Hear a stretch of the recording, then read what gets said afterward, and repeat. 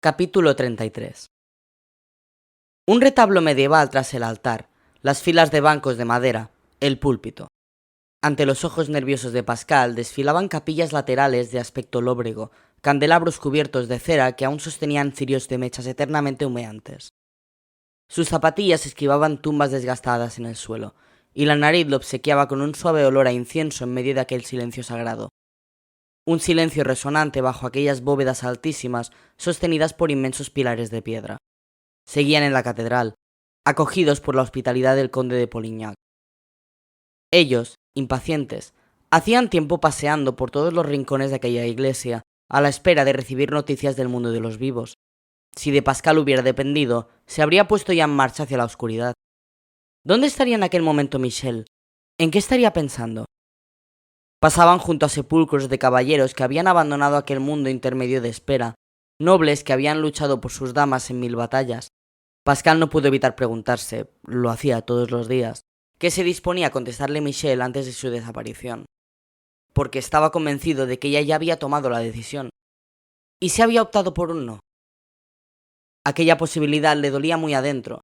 Si su misión terminaba bien, su amistad la situaría de nuevo junto a él, pero sin perspectiva de conseguirla. Aquella proximidad podía acabar convirtiéndose en la peor de las torturas. De hecho, Pascal se planteó por primera vez si la amistad que habían compartido hasta entonces sería suficiente a partir de aquella aventura, en caso de que ella manifestase su negativa a salir con él. ¿Podría conformarse o el sufrimiento resultaría excesivo y se vería obligado a dejar de verla? Si, en efecto, sucedía eso, la perdería por completo.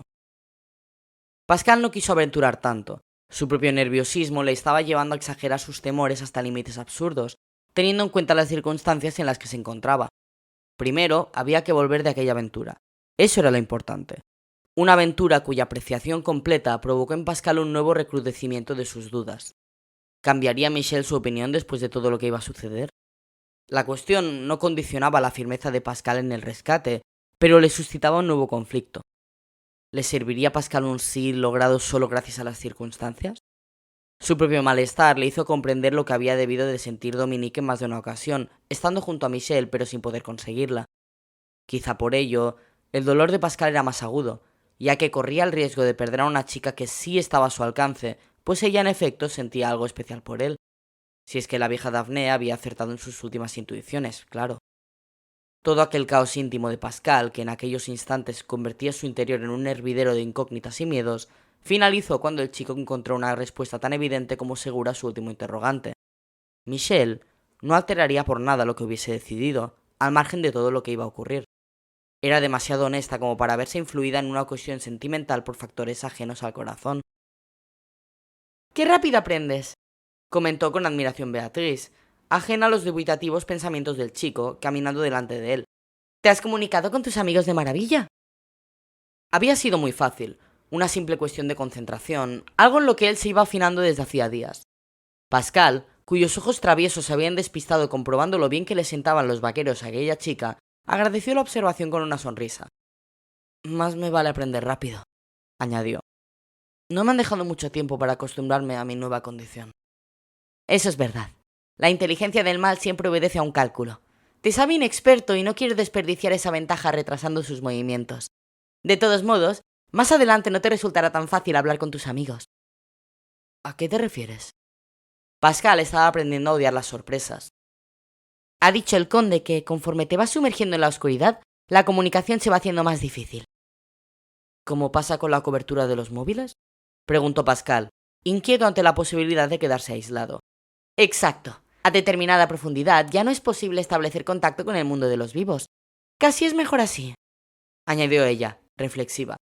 Pascal miró aquellos ojos hermosos, soñadores, que se habían detenido a estudiar una inscripción en una pared próxima. «¿Por qué dices eso?».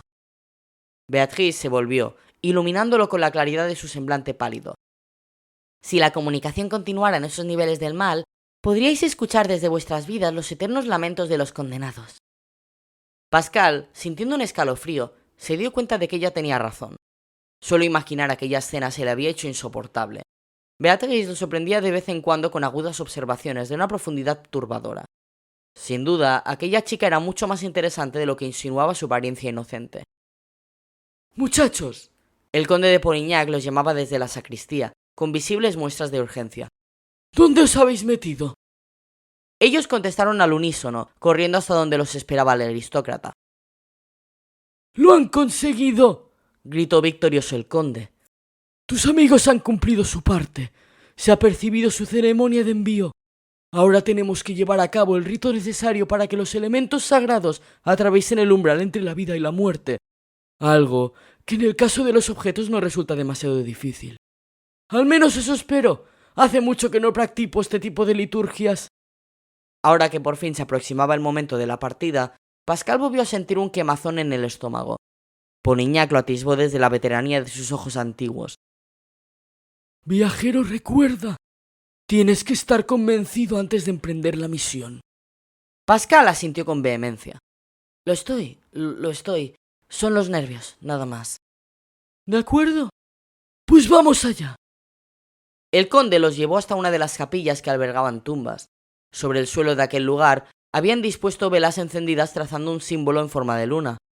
En su centro habían depositado un cuenco con diminutas piezas de marfil y alrededor de toda la composición permanecían en silencio, erguidos, bastantes muertos ataviados con túnicas grises. El color de la espera, aclaró Beatriz al viajero en voz baja. La negrura para el mal, la blancura para el bien y el gris como tonalidad de la transición. Pascal se sintió cómodo con aquel dato.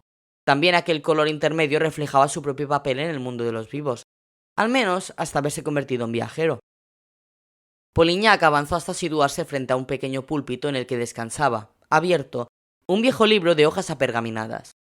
Buscó con los ojos las líneas que necesitaba pronunciar para lo que se proponía llevar a cabo y, tras dedicar a todos los presentes una mirada de comprobación, empezó a leer unas palabras ininteligibles. Pascal asistía subyugado a aquel solemne ritual. El aristócrata seguía recitando allí, de pie ante multitud de pupilas sin vida. Pronunciaba las frases en un dialecto que, según le informó Beatriz, hacía mucho que no existía en el mundo de los vivos. Pascal lo creyó así. La cadencia rítmica de aquella extraña lengua le provocaba una sensación primitiva que no supo explicar. Poco después, Polignac cerró el libro y, con un gesto, invitó a todos los que lo acompañaban a apagar las velas. Aquello marcó el final de la celebración y los muertos, que, de algún modo que a Pascal se le escapaba, habían colaborado con su presencia, empezaron a marcharse con sus pasos silenciosos. El conde se separó entonces del púlpito y llegó hasta donde permanecían el viajero y Beatriz. Ahora, varios compañeros acudirán al túnel que tú ya conoces, Pascal, el que comunica con la puerta oscura. Confío en que hayamos logrado atraer los instrumentos. No tuvieron que esperar mucho para averiguarlo, pues en menos de media hora Polignac tenía ante sí varios bultos cubiertos por una tela de terciopelo rojo que atraían las miradas inquietas de los chicos.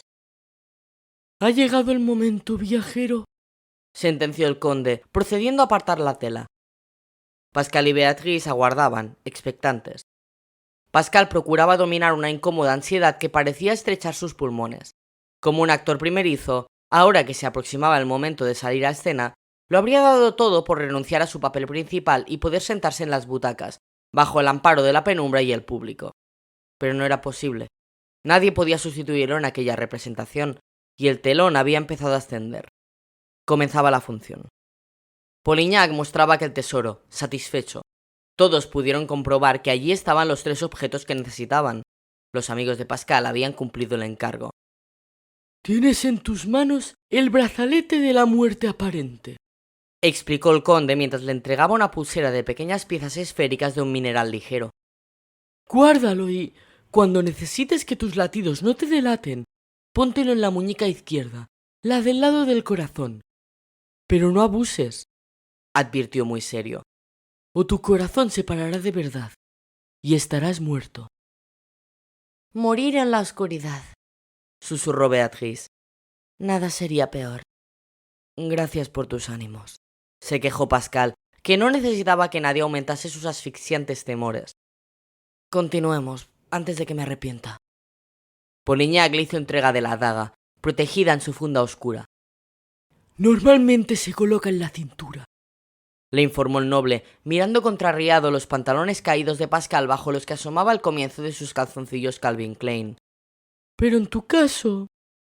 Pascal no pretendió explicarle cómo vestían los jóvenes en el siglo XXI. No había tiempo, y tampoco habría merecido la pena. El chico se miró un momento y estudió la funda del arma, de unos 50 centímetros. De cuero negro, disponía de una larga cinta de piel con la que supuso que se sujetaba alrededor del cuerpo. Al fin, tomó una determinación.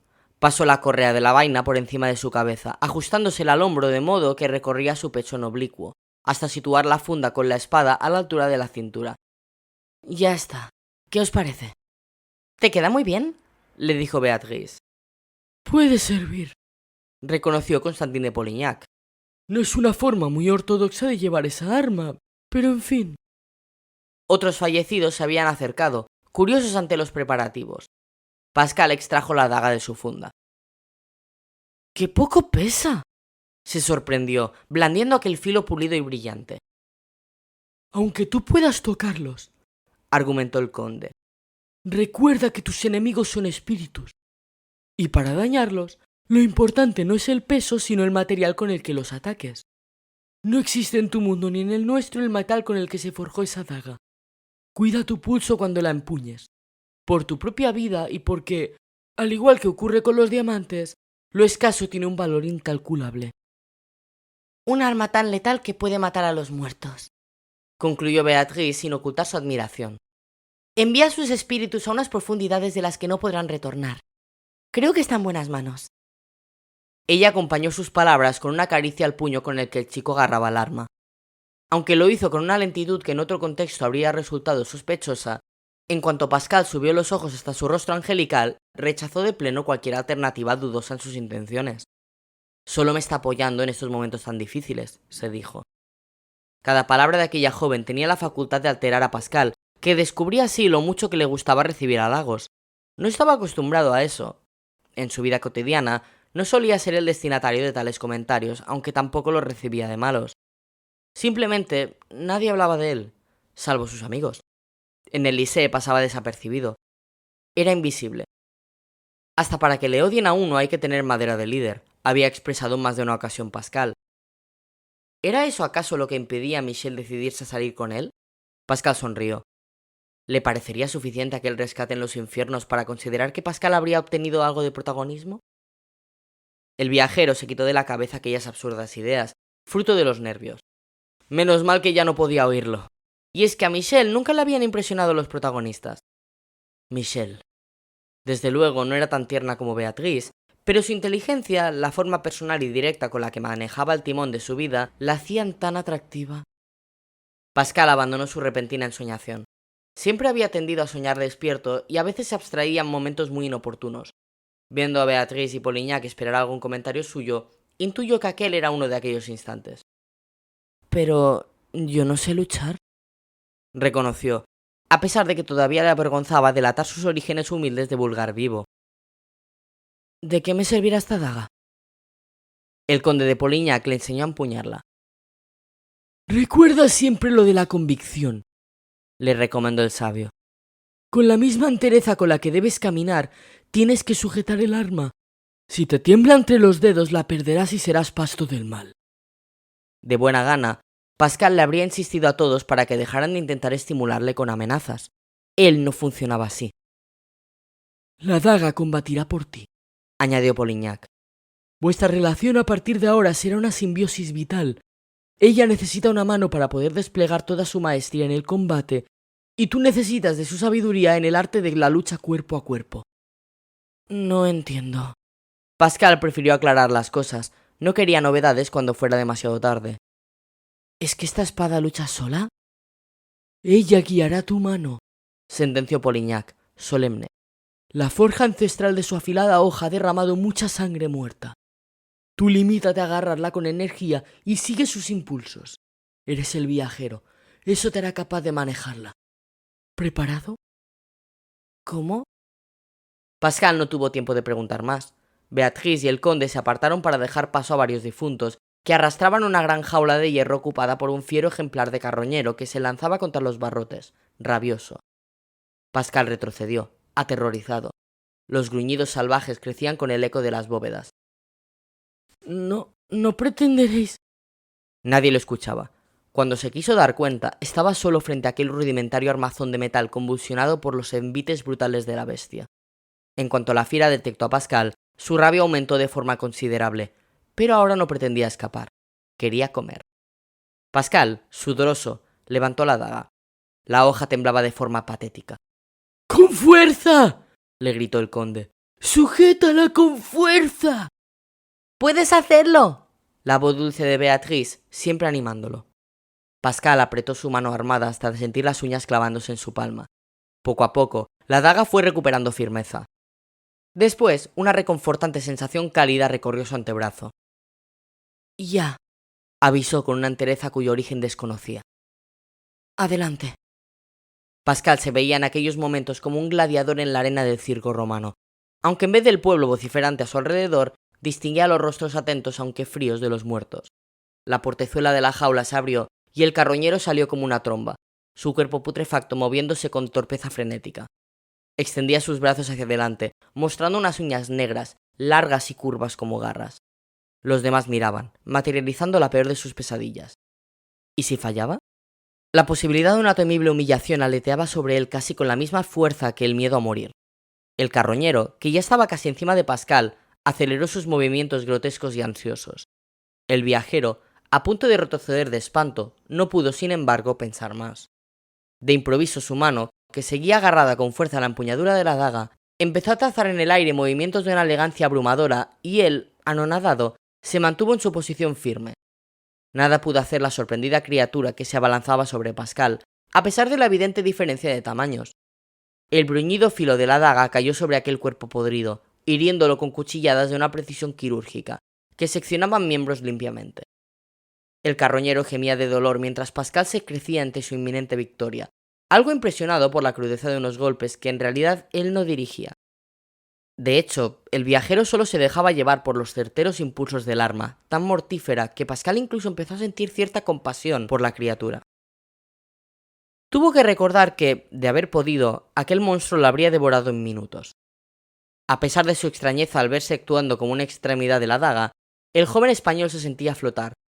En sus labios, el novedoso regusto animal de la victoria en aquel pulso cuerpo a cuerpo. Su ropa se veía salpicada de manchas, como muescas que atestiguaban su valor en la lucha. La imagen del capitán Meyer, orgulloso, se abrió paso en su cabeza. Pascal se dejó llevar. La daga cada vez se movía con mayor comodidad. El carroñero ni siquiera logró rozar a su presa antes de caer al suelo, demasiado herido para continuar en pie. Poco después, solo era un montón informe de carne descompuesta. Y Pascal se fundía como nunca con su condición de viajero.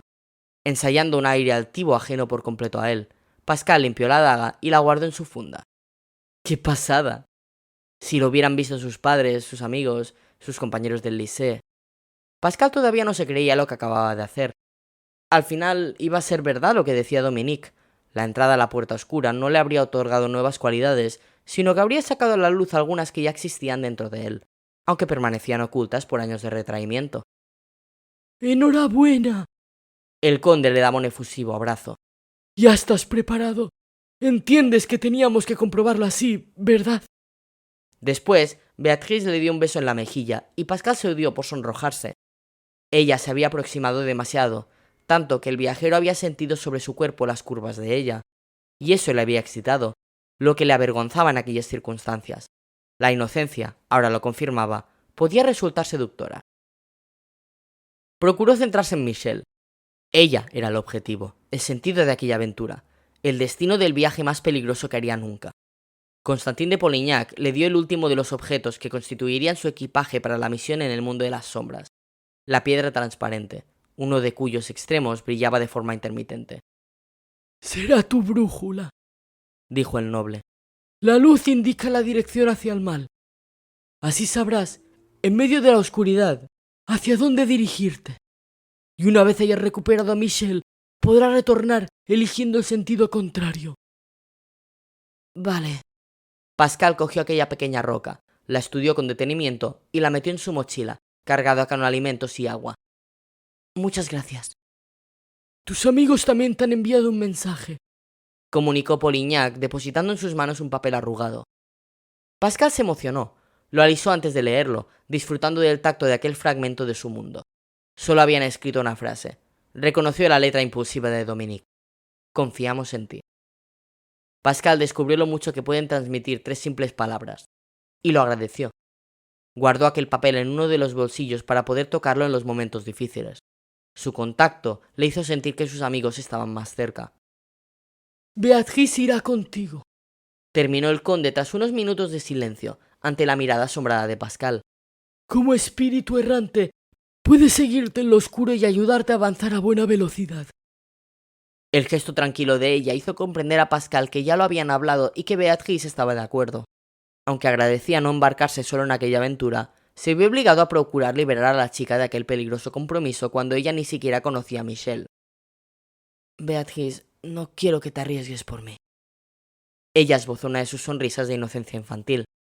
Recuerda que eres el viajero, advirtió. El mundo de los muertos no quiere prescindir de ti como vínculo con el mundo de los vivos. Te acompaño como refuerzo, nada más. Vaya, pensó Pascal. Aquel razonamiento quitaba mucho romanticismo al asunto. Está en lo cierto, coincidió Polignac.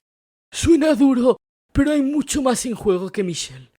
De hecho, según cómo veas el panorama, tu obligación es volver, aunque sea sin la chica. Aquella premisa dejó a Pascal sin palabras. ¿Volver? Consiguió formular. ¿Volver sin Michel? Constantin de Polignac ofrecía un gesto incómodo. Resultaba evidente que había procurado postergar todo lo posible aquella cuestión, pero había llegado el instante de hablar claro. Entendemos lo que sientes por ella, comenzó. Pero tu vida es mucho más valiosa. Pero yo no puedo dejarla allí y regresar. Eso no es amor, es egoísmo, matizó el noble con tristeza. Eres el viajero, no puedes pensar solo en ti. Muchos vivos y muertos dependen de tu existencia. En cambio, ¿quién depende de Michel? Beatrice se mantenía en un discreto segundo plano, sin atreverse a intervenir en un tema tan delicado. Llegado el caso, la pérdida de Michel será dolorosa, pero de consecuencias muy limitadas, concluyó Polignac. Lamento parecer tan calculador, pero de algún modo, como uno de los muertos más ancianos, debo velar por todos los habitantes de este mundo, y tú deberías hacer lo mismo por los del tuyo. Igual no hace falta llegar a eso, susurró Beatrice. Ojalá sea así, deseó Polignac. Pero, por si acaso, Pascal debe tener claro cuál es su deber. Pascal no contestó. Los 3 subieron a una de las torres de la catedral para asomarse a la inmensidad de aquel espacio negro, surcado por senderos de luz pálida.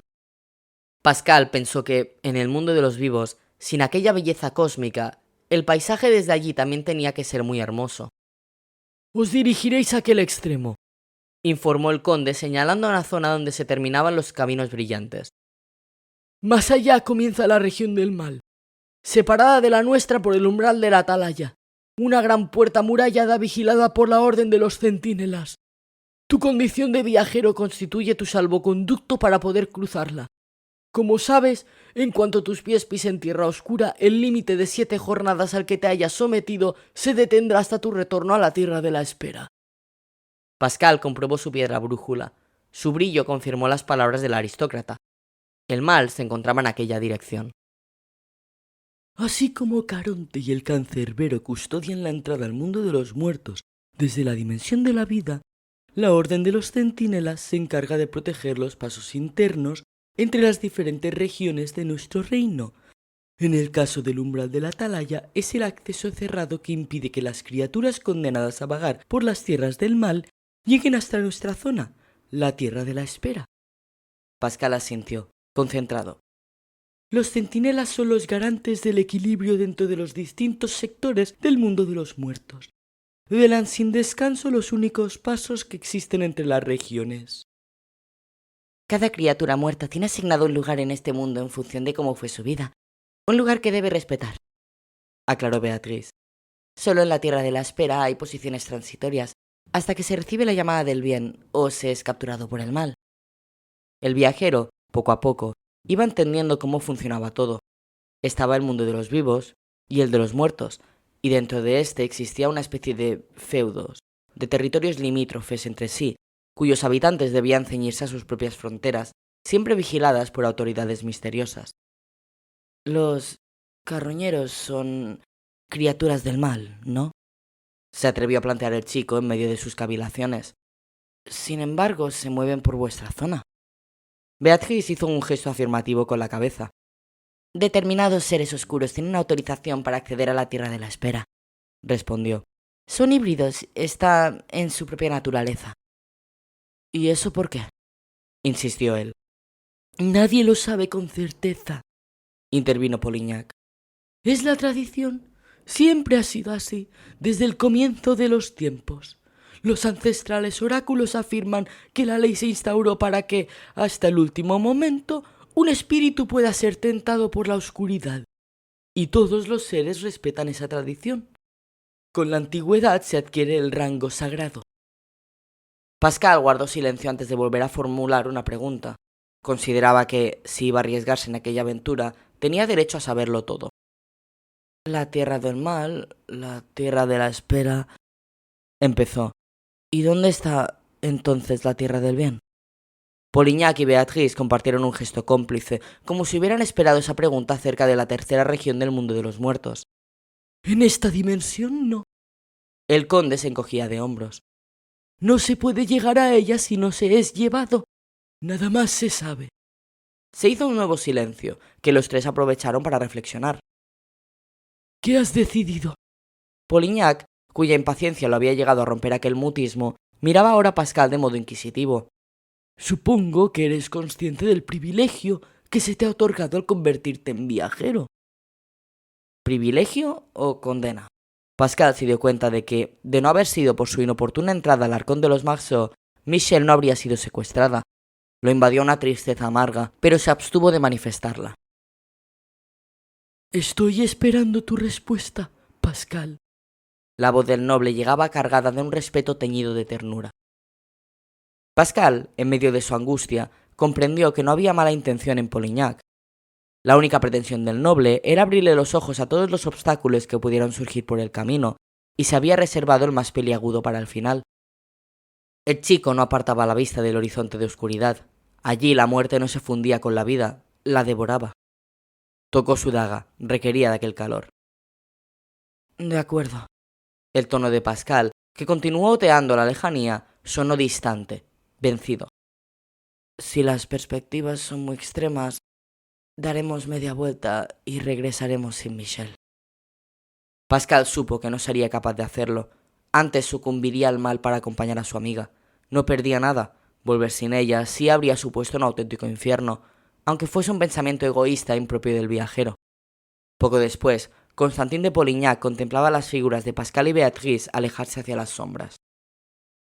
Todos los presentes en aquella catedral seguían con sus pupilas muertas a la pareja, sumidos en un mutismo sobrecogedor. Hacía falta mucho valor para dirigirse hacia el mal. Que no tenga que elegir, susurró el noble, a quien Pascal no había conseguido engañar. Por favor, que no tenga que elegir.